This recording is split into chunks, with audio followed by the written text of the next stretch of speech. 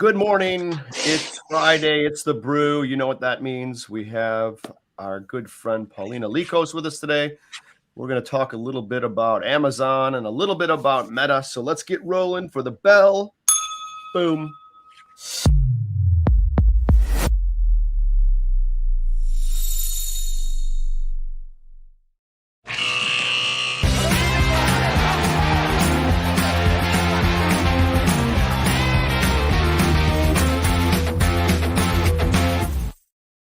Good morning, ladies. How are you? My favorite part of the week. Morning, Lex. Morning. We should call you Charlie from Charlie's Angels. I feel like a Charlie's Angels with Paulina on the show. We have 2/3 of the morning, Charlie. Angels. I love it.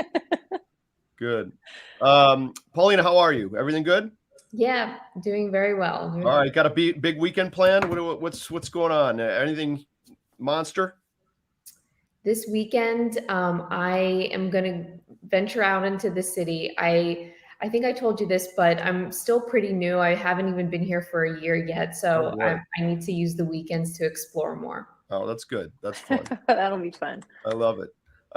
Yeah, we won't be exploring the city this weekend. Not I.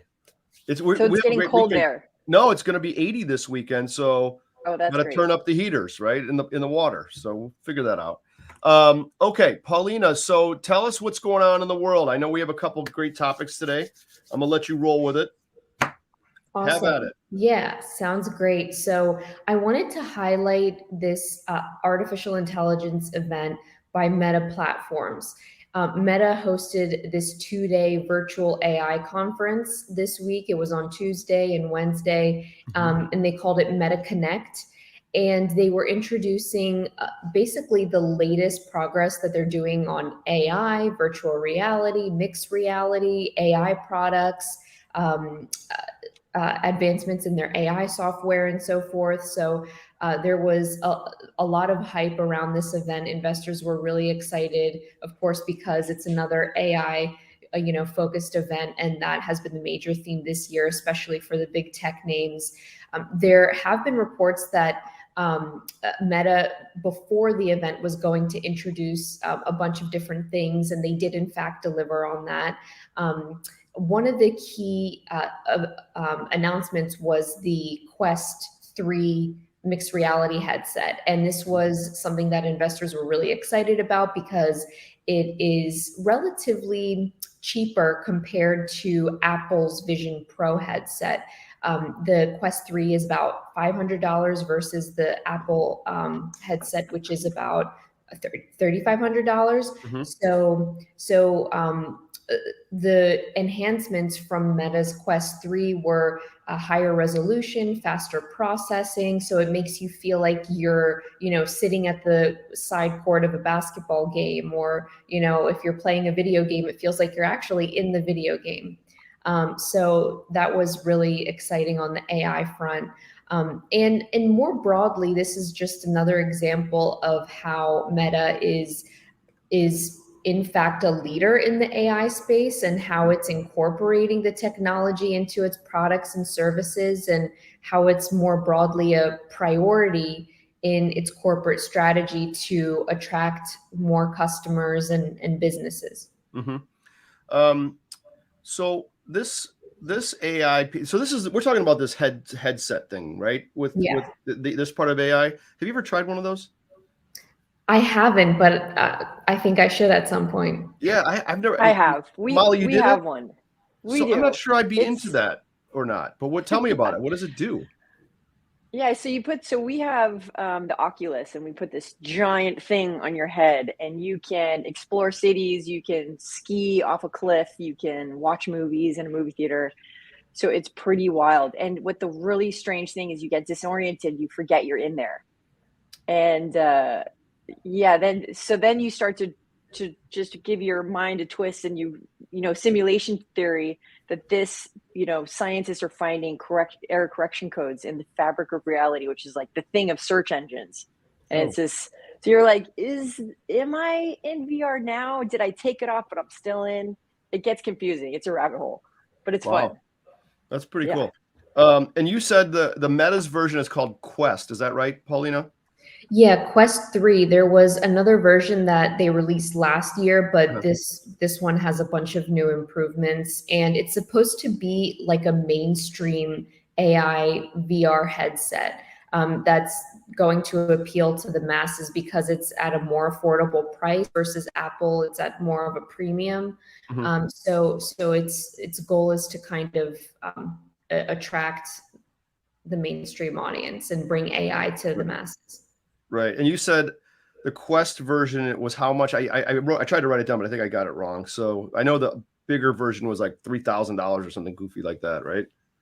Yeah, it was $499, the Quest 3, and Apple's is like 1,500. No, I'm sorry, 3,500, I believe. Yeah, 3,500. That's quite a difference. Yeah. Wow. Okay. So are you? I mean, what does this mean for Meta? I'm assuming it's going to be, successful, but this has got to be a new revenue source that's just everyone's clamoring for, right? Yeah, well, Meta has been using its AI-powered algorithms to attract and keep users on its social media platforms. That helps with engagement. That also helps with advertisers. Wall Street believes that Meta is one of the top four companies that are really dominating in the ad market, in addition to Google and Amazon. And AI is kind of the catalyst for kind of driving that revenue moving forward, specifically for the headsets and all the other AI investments. I think it can be a revenue driver in the near term. Not really sure how substantial it might be. Its ad business is more of what has pull and is more of a core segment in its business. Okay.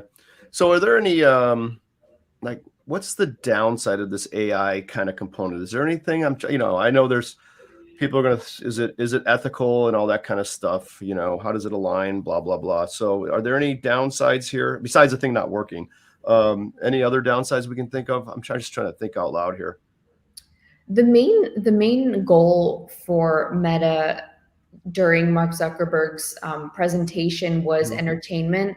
So the focus here is to enhance the user experience when you're playing games, watching sports, or any sort of like virtual reality activity or metaverse activity. So from that perspective, I can't think of any risks. But AI, more broadly, there has been a lot of discussion around the ethics of it. And, even in DC, politicians and policymakers are, hosting different debates around this. So that's definitely an ongoing conversation. And I will add that one of the products that was released was this Meta AI assistant tool, and they're also wanting to release generative AI personas to attract young users. So I don't know. I think there could be some risks for younger folks who are kind of attached to this technology, and there could be some ethical debate around that. Okay. Molly, my conspiracy theorist counterpart here, they're going to plant chips in your brain, Molly. You better get on this. I know. Well, the metaverse. So when they stopped pushing the metaverse, we saw their stock rise, and so now they're pushing the AI, and people are a little bit nervous, and so they said that they're going to put, the old AI component was curation, so they would search through and figure out what you might like. Now it's gone on into creation, so now they're going to put a watermark when you're on Instagram or wherever you might be that deciphers whether it's human made or AI made. And so people are a little bit nervous with that. They're gearing up for that. And then also one of the worries is that it's, and it might be a good thing, that they're open source focused. So people can build on top of their platform. So they can, anyone can just build their own AI, which might be, a diversification security, so that when we think about AI being built, it adopts the personality of the architect. So that might be a good thing, or it might be hard to wrangle in as far as where AI goes in the future. And then you just have to go to the topic: are you a humanist? So a lot of these architects are saying, humans are an antiquated concept and AI should take over. And then, people like Elon Musk are saying we need to protect humans and bring them forward. So we'll see where that goes. Where do you think the metaverse and all of that and AI is headed, Paulina? What do you see on your end? I think that its primary goal, or at least that's what it's marketed as, is to create more efficiency in our daily lives and the way we do business. Meta is also reportedly working on a chatbot for coding that will create more efficiency for different operations in different industries and stuff like that. So, I'm hoping, that will be the case. But I think that there definitely should be a human element there, and it shouldn't be eliminated. I would say that's my case. Yeah. Maybe efficiency is a Trojan horse. So, you bring up a great conversation. The next topic you're bringing is FTC climbing against Amazon. So, Amazon, we've become very dependent on. So, before we touch on that, because I know you have a lot to share there, how far do efficiencies go before we become, a scene from Wall-E, where we're cruising along on the side of the pool? That's a good question. I think that's still to be determined, but it's accelerating at a super fast pace. I mean, everybody was so excited with the release of OpenAI's ChatGPT, and I know, people have come up with whole businesses just around that, side hustles. They've been using it for, just different tools and tactics. And I think it's just the beginning. I think, we're just scratching the surface with this technology. I will say that, it's such a new technology. I still don't even think that people are aware of the potential that it has. So we're learning every day, and it's really important to pay attention to quarterly results, attend events like Meta Connect to see what companies are doing, and how AI is going to be fitting into our lives in the future. Mm-hmm. Good, makes sense. Let's jump. So I know, because Paulina, I know you have to run. Let's jump to the Amazon FTC little battle here. What's happening in that world? Yeah, so the FTC, the Federal Trade Commission, sued Amazon this week. They are alleging that the e-commerce giant is a monopoly, and they are exhibiting anti-competitive behavior. So the FTC is claiming that Amazon is violating the law, not because of its size, but because it prevents current competitors from growing and new competitors from emerging, and that it interferes in competition on price, product selection, and it's just essentially preventing competitors from attracting new customers and sellers. And Amazon, in response, they put out a response against the FTC argument, saying that, well, consumers, they have multiple options, as to where they want to shop. Sellers also have options as to where they want to sell their products. And, I think that's a fair case there. But we did see shares of Amazon this week fall on the news. Mm-hmm. And, a lot of big tech names were down as well because of other dynamics. We have treasury yields that are going higher, and energy has been a solid performer as well. But in terms of the lawsuit, it didn't really come as a surprise, actually, because the FTC first announced its antitrust investigation against the company back in 2019. So I think investors are trying to gauge right now how much of a threat is this lawsuit to Amazon. And from what I'm reading and what I'm gathering, regulatory risks are not something new, as we've seen this year for big tech names.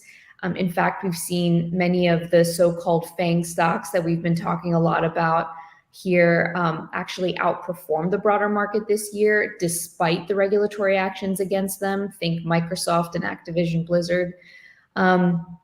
Just to kind of put an end here, I think that it's going to be a tough case for the FTC because Amazon has made it a priority to offer lower prices than competitors while also offering faster delivery and speed times.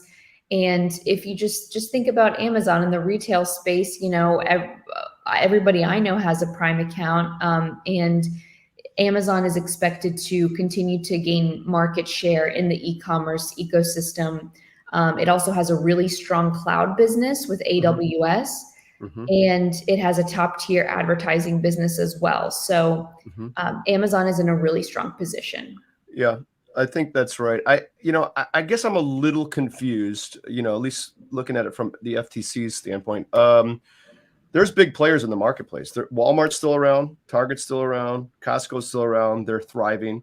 You know, I know Dollar Tree might be a different demographic, but they're thriving as well.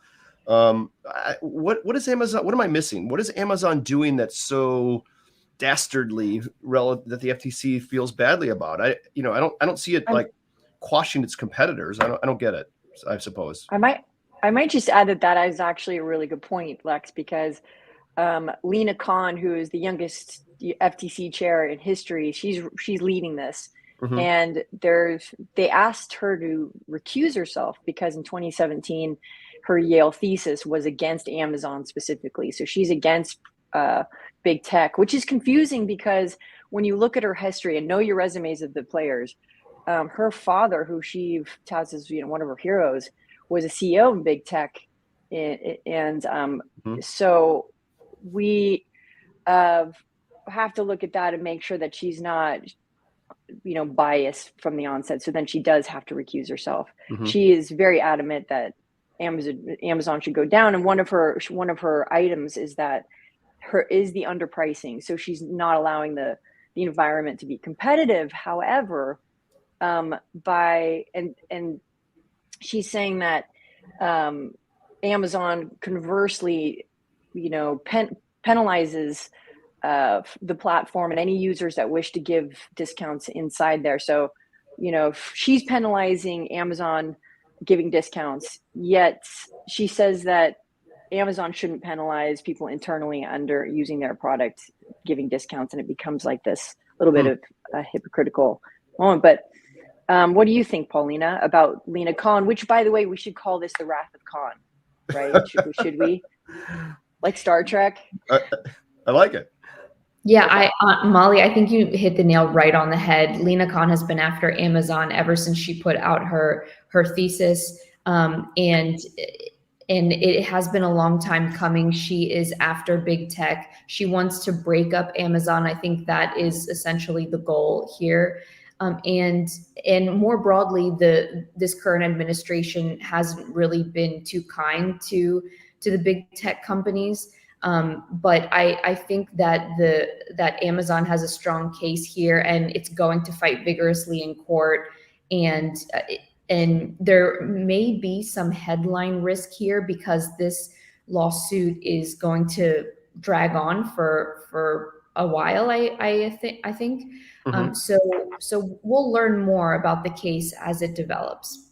Yeah, sorry, go ahead, Molly. No, you go ahead. Dup. I think that I think so. I am the home conspiracy theorist. So I'm just really? Oh right. My. Yeah. So I just got to sprinkle a little bit in the morning here. AWS did write a white paper in 2022 on CBDC. And so we need to make sure that we look at this in that environment because AWS is really a big part of Amazon, and the World Banks and the IMF are pushing CBDC, central bank digital coin, which is centralized. So that means a lot of control. We can monitor. They're pushing for social scores. And this white paper talked about the possibility of actually putting that on a decentralized ledger. So that is a bit combative. And we also want to note that Lena Khan was involved with the New America, who has like 38 million plus in funding from, Gates and Rockefeller and those guys. So we just want to make sure that her upbringing, and I think she actually didn't start in America. She's London born and was raised there. And I'm married to too. I love that America can bring over the best minds, and I always want to make sure that we want to really understand the resumes of the people, because I bought, and this is the last point, take it back down when you're using Amazon in your everyday. So turn off the TVs, and what is Amazon? So are they non-competitive? And Geometry's going to laugh at me, but I kill plants. They shudder when I walk near them. And so I decided my last bastion of being a gardener was to grow a reishi mushroom, which is basically, it just does it itself. So I went on Amazon and I found this little block, and I bought it from some farmer who sent it to me personally with like a little thank you note. And so that is also the Amazon experience. And Yeah. so just, yeah. I know Paulina's got to run real quick. You know, you know how I feel on these things. You know how I lean. Unless Amazon's doing something that's just horrible that I'm not understanding, okay? Which, if they are doing that, they probably should be somewhat have a hand slap. But who's going to lose here if this plays out? It's you and me again. You know, there's no better service on the planet than Amazon, in my opinion. If I need something, the first thing I do is pick this baby up and hit the Amazon app and scroll for it and find the best possible pricing I can find and hit the buy button. It's the greatest thing that ever existed, in my opinion. Now, having said that, if there's something behind the scenes that I'm not understanding that they're doing that is malicious or, you know, not fair in terms of competition, I get that. Doesn't seem like it to me, unless, you know, there's something going on that I don't know about, Paulina. Yeah, these are all really great questions. And I think when we hear both sides presented in court, I think, you know, everybody can make their own judgment for themselves. I think Amazon has proved to be one of the greatest companies of our generation. But the FTC believes that, you know, their size and alleged anti-competitive practices requires more scrutiny. So let's see what comes out of this case, and we'll make our own judgments for ourselves. All right. Well, we'll keep this on the burner, and we'll take a peek at this when you know, as it rolls along. Thanks for today, Paulina. Always great stuff. Thank you, Paulina. Great information. I know you got to run. You guys have a great weekend, right? And we'll catch up next week. Thanks All right. for having me. Thanks, guys. Thanks.